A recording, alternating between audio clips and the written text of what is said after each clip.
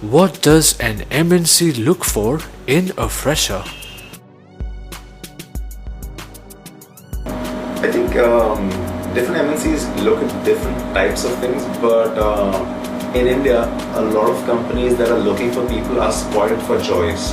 So they typically, what will happen is every year they will raise the bar a little bit. It's, if somebody says, I want people with above 60% in their graduation, it's not like people with 59 are bad. It's just that, they have to draw a line so they can get 50 people into 50 CVs that they shortlist from, which they will take 10 CVs who they will maybe call for an interview, and then that sort of thing. So typically, I guess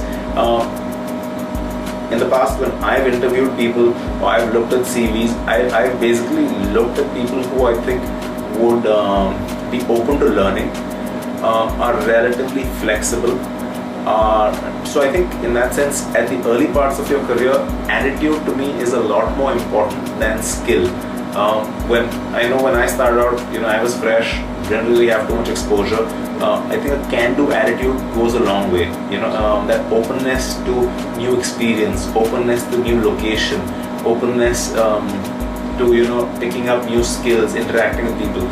So it's obviously it's one of those things where you do need to have some base set of skills. So I wouldn't, if I'm recruiting and one guy has absolutely no academic skills and the other guy is very good, obviously I may give a little more weightage to that academic. But other things being almost equal, I would give a lot of weightage to the attitude.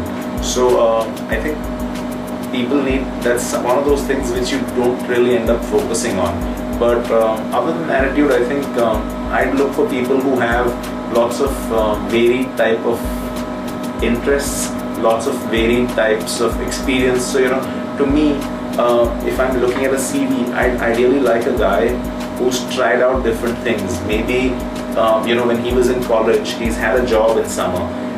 He has interests like a musical instrument, hiking, something else. So, it just shows me that these people have got a little exposure. For example, a person who's been in a sport, I'd like to look at somebody like that because he's somebody who's competed. He's somebody who is used to interacting with a team. He's somebody who's used to taking coaching, specialized learning. So, I think I look for people who've done these sorts of things in their life, maybe in a totally different application. But now I just think that it will be a lot easier for some of these people to get on the ground and start running.